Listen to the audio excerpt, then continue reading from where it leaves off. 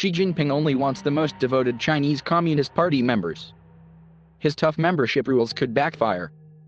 Hong Kong. In a meeting room decorated with a stylized hammer and sickle flag, Kelly, who detailed her shortcomings. Since childhood, the 20-year-old student had wanted to join the longest-running and largest communist party in the world, having grown up hearing red tales of its revolutionary past from her family. In recent years, as she embarked on the long journey to become a member of the Chinese Communist Party, she had balanced hours of lectures on party ideology with coursework for her biology degree, and spent 30 minutes a day on a nationalist at reading articles and watching videos. Her latest challenge was to impress local party members, who, along with 12 other young hopefuls, presented a report on her family background and how her thoughts, studies, and life had improved since receiving party training.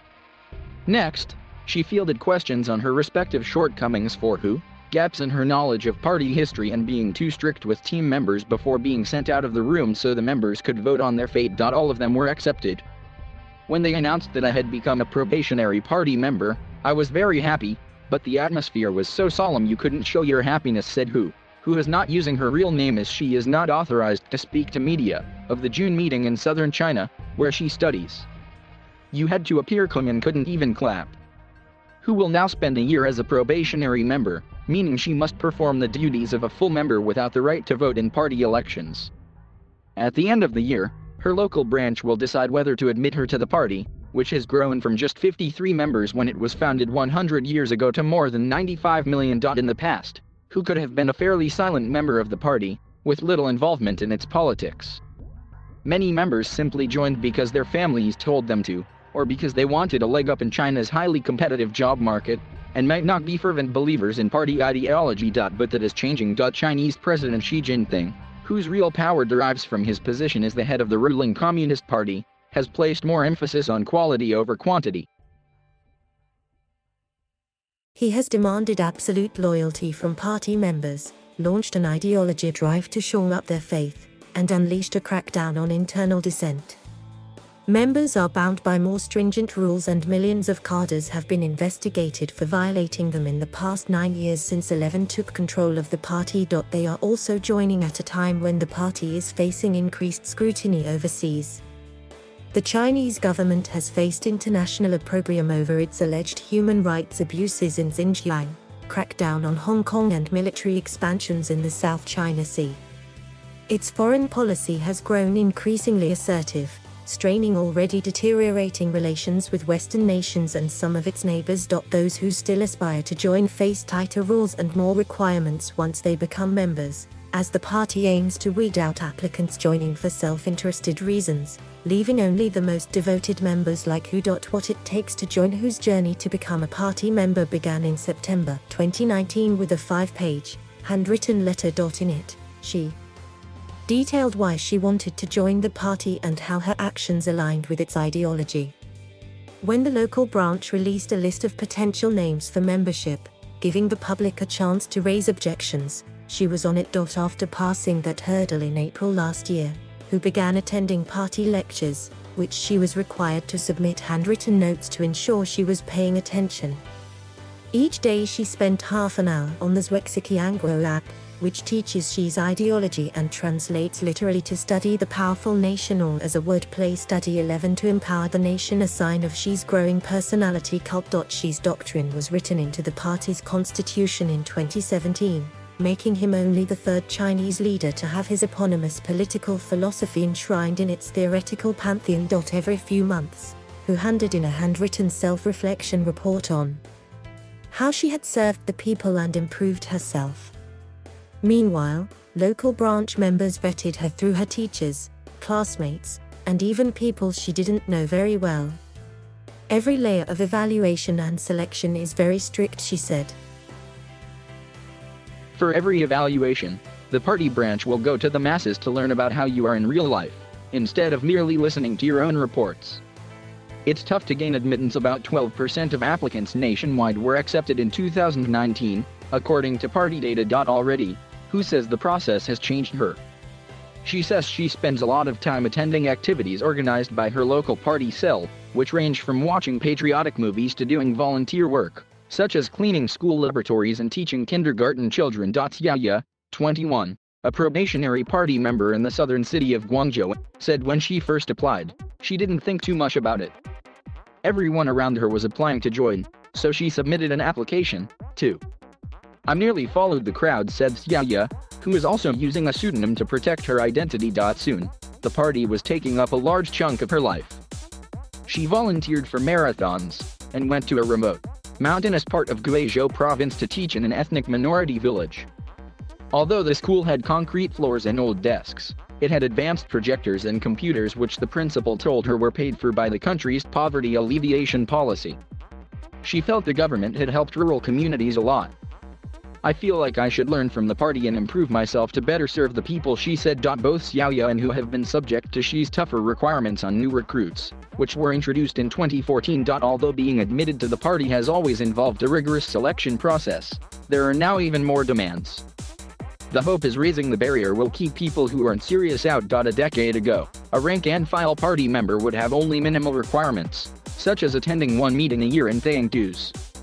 Now, under Xi, there are more meetings and volunteer work expectations, said Bruce Dixon, a professor of political science and international affairs at George Washington University and an expert on the Chinese Communist Party. According to Dixon, one of his friends, who is a party member, says they have to study every new speech 11 gives. There are more demands, especially on people's time, than there have been before, Dixon said.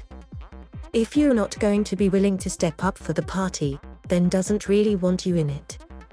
Over the past 5 years, fewer people have been admitted to the party, perhaps because there's less interest in joining or a higher level of scrutiny on potential applicants, said Dixon. Nis Grunberg, a senior analyst from the Mercator Institute for China Studies who researches state party governance, echoed that statement. He said the party wanted true believers and was trying to kind of weed out all those who use it to access networks and power. 11 wants a powerful party that he can quickly mobilize when needed. Since rising to power, he has reasserted the party to the center of Chinese life, doubled down on strengthening party building, and revitalized once dormant grassroots party cells in companies and local communities. Why people joined the party? Julian Lee, who is in his late 20s, grew up in a military compound, where a portrait of Mao Zedong hung in his house. During the Cultural Revolution, his grandfather worked for the People's Liberation Army, escorting persecuted people to the countryside.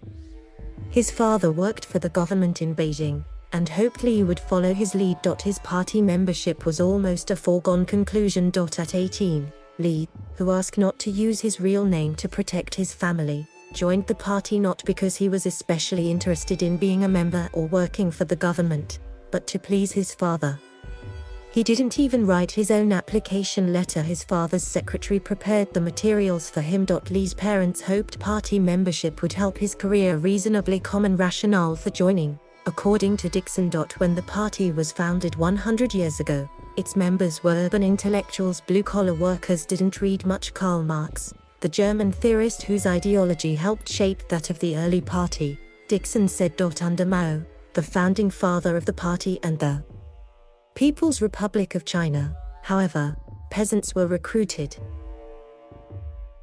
Membership soared from 4 million when he created the communist nation in 1949, to 35 million in 1977, shortly after his death. After Jiang Zemin took over the party and presidency in 1989, he brought in a political doctrine that welcomed private business owners and the middle class into the fold. As China's economy boomed, recruitment shifted back to the urban elites, best placed to help the country grow.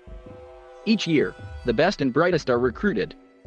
Of the 4.7 million new members accepted between January 1, 2020, and June 5 this year, 1.9 million or 40% were students, according to party data. For some, that has allowed the party to double as an excellent networking club for the country's most ambitious young professionals. A master's student in his 20s in Beijing who asked not to be named for privacy reasons said he was recruited in his senior year of high school. The head teacher of his class thought he was qualified because he was the vice class monitor, a student with additional responsibilities. I regarded it as the mark of an excellent student, he said. In state-owned companies, party members typically hold positions of authority, and even in private firms, there's a notion party members are well-educated and don't have skeletons in the closet, Dixon said. Almost in any sector you're in, There's a glass ceiling if you're not a party member, he added. There are exceptions to this. Although Alibaba co-founder Jack Ma is a party member, neither Pony Ma, founder and CEO of Tencent, nor Baidu co-founder Robin Li are members. Using party membership simply as a way to get ahead is something she wants to stop. Instead, he wants cadres to believe in his doctrine. He's clearly made a big emphasis that party members have to be loyal to the party above all else, Dixon said. 3 recruits CNN spoke to for this story said they joined for ideological reasons. In today's China, publicly voicing other reasons would be controversial and potentially jeopardize their membership. Party member Xiaoyo says she didn't join for career purposes. Although she thinks members may be more likely to get promoted at work, she believes membership alone is not that useful for finding a job, but it could be for those wanting to work in public service. As for the master's student, he says there are many people who believe in communism in the party, but there's a range of motivations, and so long as people aren't motivated purely for selfish reasons, that's fine, he said. Different people with different motives can join the party and we don't exclude you for having other ideas, he said. We accept multiple motives and don't require everyone to be 100% pure and noble. The effect of joining the party. Now working in finance in London, Julian Lee says his party membership has little impact on his career or life, apart from making his move to the United Kingdom slightly more difficult. When he applied for a UK visa, he said he needed to declare he was a party member and whether he had handled any confidential information in China. I found that very troublesome, he said, adding he was annoyed he had to take another step for holding a membership he didn't want in the first place. Overseas, party membership often carries stigma. When public figures are revealed to be members, that's seen as a cause for concern. When the United States introduced immigration rules last year to curtail travel for party members, U.S. authorities said they were imposing travel restrictions to protect our nation from the party's malign influence. These concerns have been heightened by recent accusations of espionage connected to Chinese officials and researchers linked to the Chinese military. In the past, the way some Western media and politicians have portrayed party membership has been unfair, says Grunberg, the senior analyst. Many members were simply patriots and it wasn't appropriate to suspect everyone of being a Chinese agent. It's exaggerated if you portray all party members as just one monolithic big group of people who try to influence when they are abroad, Grunberg said. Dixon also sees that as a misreading of what membership implies. Of the almost 95 million people who are in the party, less than 10% actually have official positions, he said. Just being a party member doesn't make you a cheerleader for the regime. But Xi's demand for the absolute loyalty of party members has also made them a target of suspicion, as they're required at least officially to always toe the party line and serve its interests. For Julian Lee, or others tired of the increasing demands and problems overseas, quitting isn't really an option. Some people are kicked out and the growing push to stamp out bad apples means punishments are exacted more often. The system is really looking more carefully, and in more detail at what people do and how they behave, Grunberg said. But if someone wanted to leave the party of their own accord, it's unclear how they might do that and what kind of consequences they might face. Although there was talk early in Xi's presidency about cleaning out inactive members, that idea was dropped after it became clear how many people might quit, Dixon said. Once they realize how many people might take them up on that opportunity, and once they realize how much the party might shrink as a consequence, they decided it wasn't worth the trouble, he said. That means the party must strike a balance between having the best educated elite, and still being broadly representative of the general population, so it doesn't become out of touch, Grunberg said. You don't want too many in the club, he said. I think they firmly believe that they have found a good mix of both trying to get elites and the most capable people, but also staying a little in touch with the reality that is different around China. What party membership will mean in the future while Xi's tightening of rules raises the possibility that party membership will mean more. Experts say the obligations of members will need to not outweigh the benefits if the party wants to keep attracting talent. In 2013, the party set an annual growth target of about 1.5% over the next 10 years, according to Hong Kong newspaper the South China Morning Post. If members have to spend a couple of hours a week in study sessions, it seems like an anachronism that harks back to a different era when people lived simpler lives, Dixon said, adding that some people may decide it's not worth the trouble. It's just eating up more of their time, which is frustrating, he said. It's also possible that Xi's tough rules, both for being accepted and for current members, won't continue and were merely in place in the lead up to the party's centenary, which fell on July 1st. It just seems so out of step with the current situation, Dixon said. 11 is trying to make loyal party members out of all party members, and it's not clear it's going to have that much success because people are leading busy lives. If people are force-fed a routine, it doesn't build loyalty, it builds resentment. So it could very easily backfire, he added. If the best and brightest don't want to join the party, they may have to reassess this emphasis on loyalty.